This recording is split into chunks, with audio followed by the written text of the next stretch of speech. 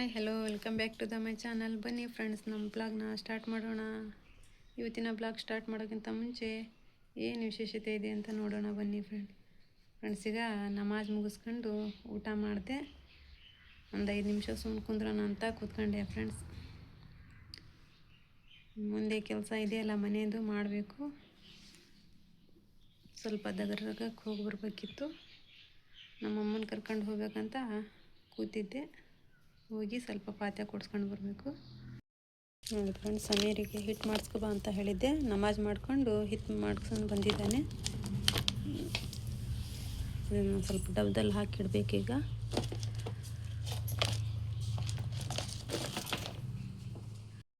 ನೋಡಿ, ನಮ್ಮ ಇನ್ನೂ ಲಂಚ್ ಆಗ್ತಾಯಿದೆ. ಈಗ ಹಾಲು ಕುಡಿತಾ ಇದ್ದಾನೆ. ಮಿನ್ನು ಬಿಸಿ ಇದಾವೆ ನನಗೆ. ನೋಡಿ, ದರ್ಗಕ್ಕೆ ಬಂದು ಇಲ್ಲಿ ಪಾತ ಕೊಡಿಸಿ ಒಂದು ಹಸಿನ ಓದಿದೆ. ಸ್ವಲ್ಪ ಹೊತ್ತು ಕುತ್ಕೊಂಡು ಹಸಿನ ಓದ್ಕೊಂತ ಮತ್ತೆ ಹೋಗಬೇಕು.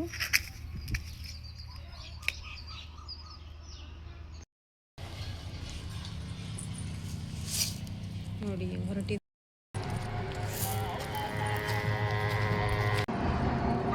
ನೋಡಿ, ರೋಡ್ನಲ್ಲಿ ಆ ಕಡೆ ಈ ಕಡೆ ಸರಿಯಾಗಿ ಆಗ್ತಾ ಇಲ್ಲ. ಎಷ್ಟು ಬಸ್ ಓಡಾಡ್ತಾವಂದರೆ ಸೈಡಿಗೆ ಬಂದರೂ ಹಾಗೆ ಬರ್ತಾವೆ ನೋಡಿ.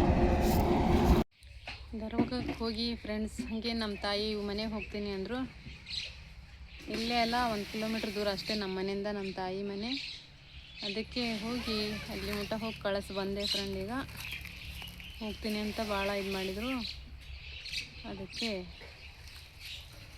ಕಳಿಸಿ ಬಂದು ಸುಮ್ಮನೆ ಕುಂತೆ ನೋಡ್ರಿ. ಸಾಕಾಗ್ಬಿಡ್ತು. ಆ ಕಡೆ ಈ ಕಡೆ ಬಡ್ದಾಡಿ ನಮಗೂ ಸುಸ್ತಾಗ್ಬಿಡುತ್ತೆ ಫ್ರೆಂಡ್. ಏನು 1 ಗಂಟೆ ಫುರ್ಸತ್ತಾಗಲ್ಲ. ಸುಮ್ಮನೆ ಆ ಕಡೆ ಈ ಕಡೆ ಎಲ್ಲ ಸುಮ್ಮನೆ ಎಲ್ಲ ತಲೆ ಮೇಲೆ ಹಾಕೊಂಡಂಗೆ ಆಗುತ್ತೆ ನೋಡಿ ಒಂದೊಂದು ಸತಿ. ಏನು ಮಾಡ್ತೀರಾ, ಮತ್ತು ಮಾಡಲೇಬೇಕಲ್ಲ ಫ್ರೆಂಡ್ಸ್.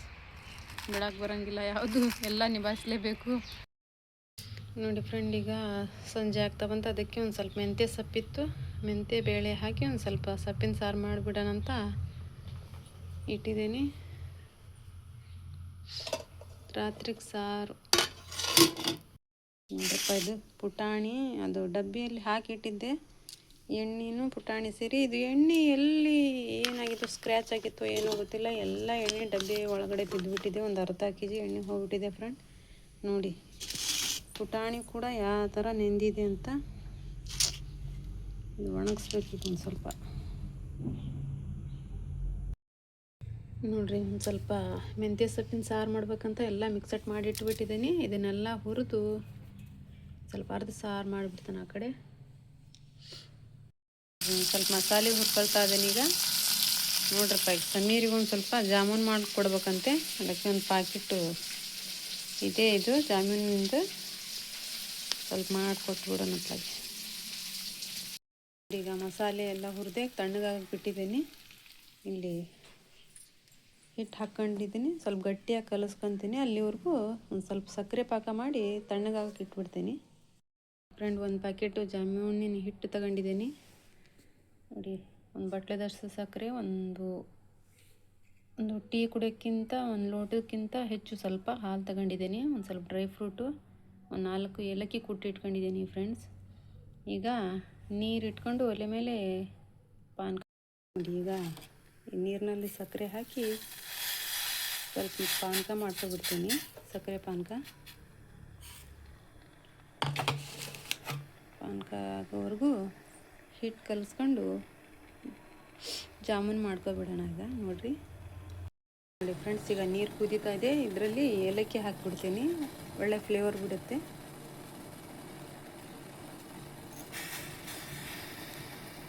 ನೋಡಿ ಫ್ರೆಂಡ್, ಈ ಹಿಟ್ಟಿನಲ್ಲಿ ಹಾಲು ಹಾಕಿ ನಾದ್ಕೊಬಿಡೋಣ. ಇದು ಹಾಲು ಹಾಕಿ ಸ್ವಲ್ಪ ಚೆನ್ನಾಗುತ್ತೆ. ಹಾಲು ಹಾಕಿದರೆ ನೀರಿಂದ ಅಷ್ಟೇನು ಟೇಸ್ಟ್ ಬರೋಲ್ಲ. ಹಾಲು ಹಾಕಿದರೆ ತುಂಬ ಚೆನ್ನಾಗಾಗುತ್ತೆ ಫ್ರೆಂಡ್.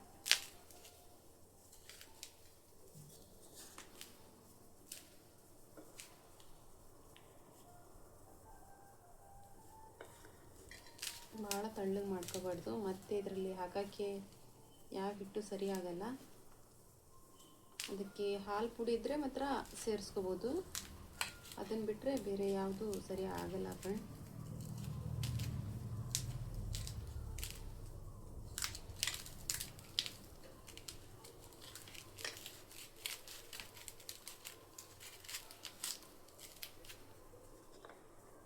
ಇನ್ನೊಂದು ಸ್ವಲ್ಪ ಹಾಲು ಹಾಕ್ಕೊಂಡು ನಾದ್ಕೊಂಡ್ಬಿಡ್ತೀನಿ.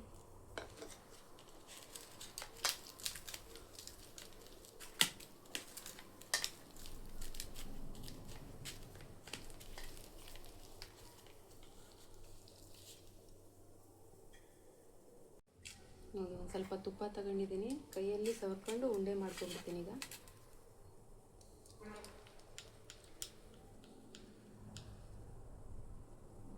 ನೋಡಿ ಶಿಪಲ್ ಮಾಡ್ಕೊತೇನೆ ನಾನು ಉಂಡೆ.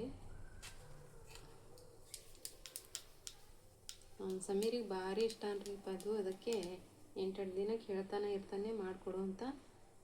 ಅವನಿಗೋಸ್ಕರ ಮಾಡೋದು. ನಮ್ಮ ತಾಯಿ ಇದ್ದರೂ ಅವ್ರಿಗೆ ಮಾಡ್ತೀನಿ ಅಂದರೆ ಇಲ್ಲ, ಅವ್ರು ಸ್ವೀಟೇ ತಿನ್ನಲ್ಲ ಫಸ್ಟ್ ಮಾತು, ಅದಕ್ಕೆ ಇಲ್ಲಪ್ಪ ನಾ ತಿನ್ನಲ್ಲ ಅಂದ್ಬಿಟ್ರು. ನಮ್ಮ ತಾಯಿ ಸ್ವೀಟೆಲ್ಲ ಏನೂ ಮುಟ್ಟಲ್ಲ ಫ್ರೆಂಡ್, ಯಾಕಂದರೆ ಅವರಿಗೆ ಒಂದು ಸ್ವಲ್ಪ ಆರೋಗ್ಯ ಸರಿ ಇರಲ್ಲ, ಅದಕ್ಕೆ ತಿನ್ನಲ್ಲ ಅವರು.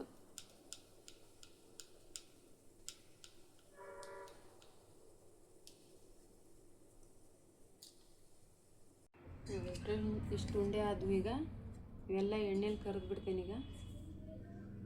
ನೋಡಿ ಫ್ರೆಂಡ್, ಈಗ ನೀರಿನ ಸಕ್ಕರೆ ಪಾನಕ ರೆಡಿ ಆಗೈತಿ. ಈಗ ಇದನ್ನು ತಣ್ಣಗಾಗಕ್ಕೆ ಇಡ್ತೇನೆ ಫ್ರೆಂಡ್. ಇದು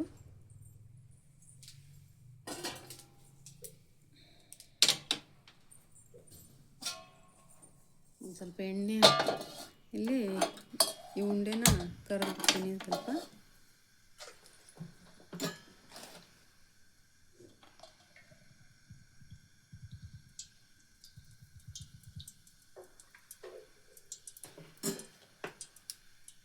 ಚೆನ್ನಾಗಿ ಕಾಯಿಲೆ ಎಣ್ಣೆ.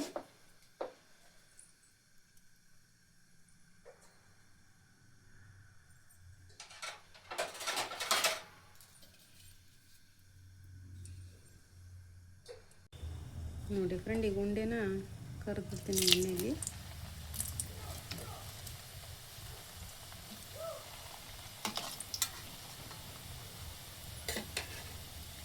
ಚೆನ್ನಾಗಿ ಒಳಗಡೆನೂ ಇದಾಗಬೇಕು ಫ್ರೆಂಡ್, ಇಲ್ಲ ಅಂದರೆ ಒಳಗೆ ಹಸಿ ಹಸಿ ಹಿಂಗೆ ಇರ್ತಾವೆ ಅವು. ಒಂದು ಸ್ವಲ್ಪ ಸಣ್ಣಕ್ಕೆ ಮಾಡ್ಕೋಬೇಕು ರೀ.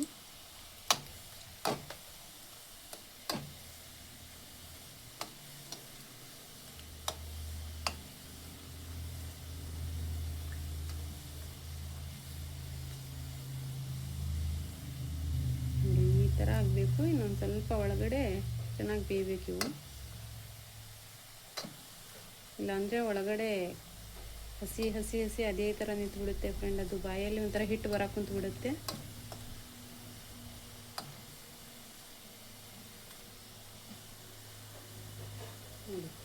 ಈಗ ತೆಗಿತೀನಿ. ಈ ಥರ ಕಲರ್ ಬರಬೇಕು ನೋಡಿ ಫ್ರೆಂಡ್ ಇವು.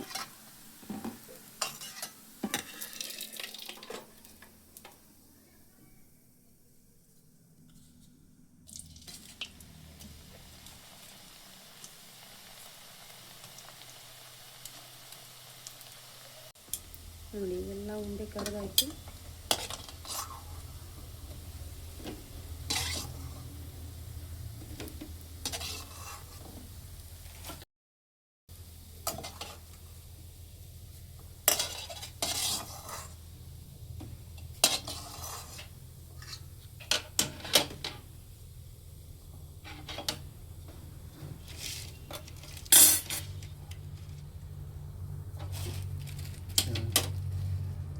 ನೋಡಿ ಈಗ ಈ ಕರ್ದಿದ ಉಂಡೆನ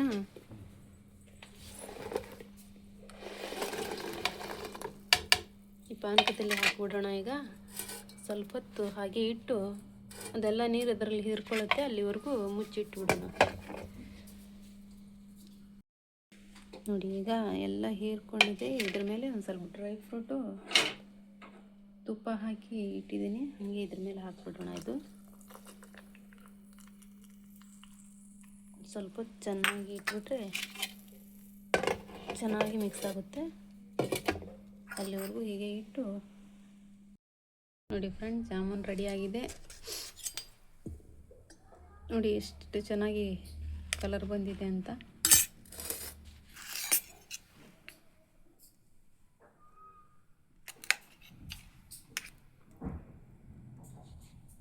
ನೋಡಿ ಎಷ್ಟು ಮೆತ್ತಗಾಗಿದೆ,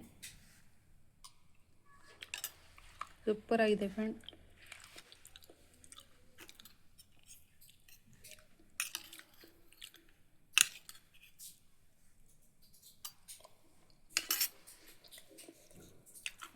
ಟೇಸ್ಟ್ ಮಾತ್ರ ಸೂಪರು.